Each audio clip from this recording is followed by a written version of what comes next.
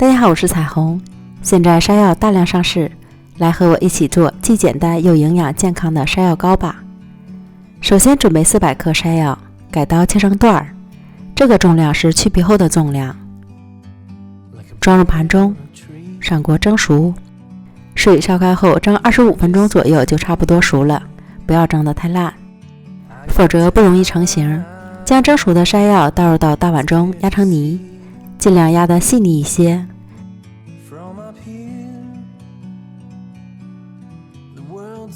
然后再加入20克炼乳，增加点奶香味儿，10克蔓越莓干，翻拌均匀。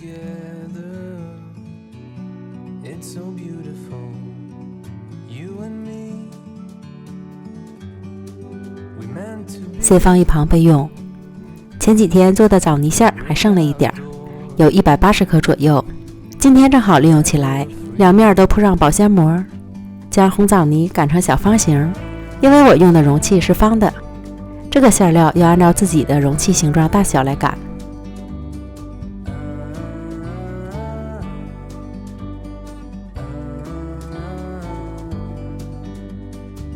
擀好之后先放一旁，然后将山药泥平均分成2份，先将一半的山药泥铺在容器里，容器里要记得铺好保鲜膜，这样更方便脱模。将表面抹平，放上擀好的枣泥馅儿。如果失手了没放好，也很容易调整。再将它刮刮平，铺均匀就行了。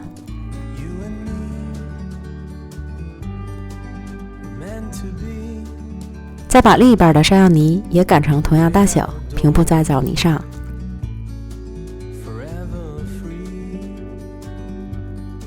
边缘不要留缝隙，刮平。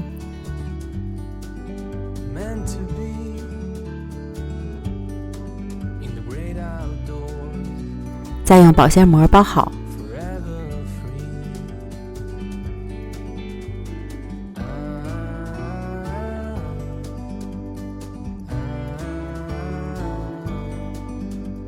放到冰箱里冷藏2个小时，甚至过夜也可以，时间越久定型效果越好。取出冷藏好的山药泥，直接脱模。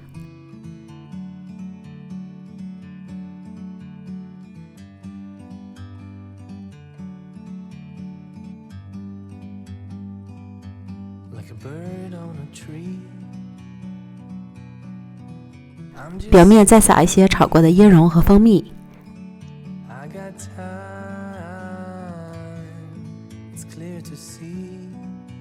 简单美味的枣泥山药糕就做好了，吃起来软软糯糯又清甜。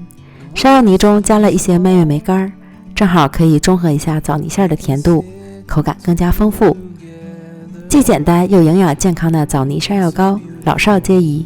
喜欢的朋友就赶快做起来吧。美食天天更新，咱们明天见，拜拜。